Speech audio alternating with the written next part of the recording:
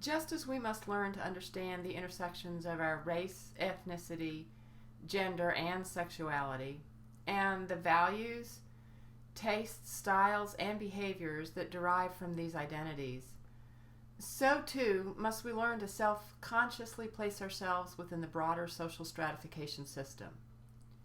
Our world is governed by social hierarchies, and social class is an essential identifier. The social world teaches powerful lessons about roles in society for certain class members. Now, the class identity lessons that we learn are usually subtler and more indirect than the lessons we receive for other social identities.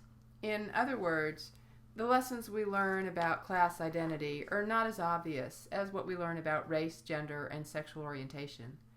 But at the same time, class identity provides us with an important lens through which we see the world and our relative position in it. We use social class as a way in which to locate ourselves in the social world, and it guides our roles and expectations of society. I want you to think in terms now of the kinds of family values that exist in different social classes, and how the messages may differ, and how those values reinforce certain social needs or necessities required by society. Wealthy children come to understand their place in society as a far different place than underclass children. Class differences in socialization have important implications for children's futures.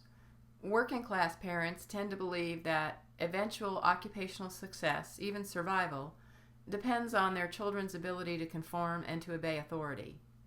Middle class parents believe their children's future success will result from assertiveness and initiative. Hence, middle-class children's feelings of control over their own destiny are likely to be much stronger than those of working-class children. So, working-class values tend to foster neatness, orderliness, following rules, and prepares children for blue-collar jobs. Middle-class values tend to foster self-direction, independence, curiosity, and children will tend to engage in more organized leisure time activities.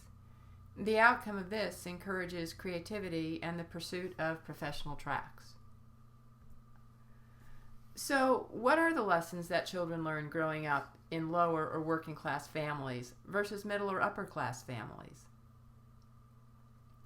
Middle class children take for granted the right to be involved in activities like organized sports and music lessons, to attend summer camps, and go on class trips.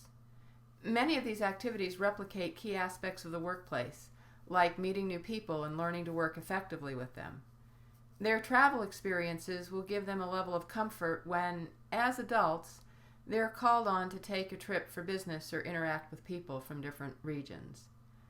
All of these experiences and the skills that are developed in them will provide a smooth fit with the behaviors and expectations of other social institutions these children will encounter later in their lives. Among the upper class, an even greater sense of entitlement is likely to be transmitted from parents to children. Parents always endow their children with varying amounts of cultural capital, meaning family pedigree, reputations, skills, knowledge, social networks, and connections, and so on. Even when not lavished with money and other financial resources, children of affluent parents may inherit other useful resources, such as a recognized family name and respect, privilege, and the personal contacts that go along with it.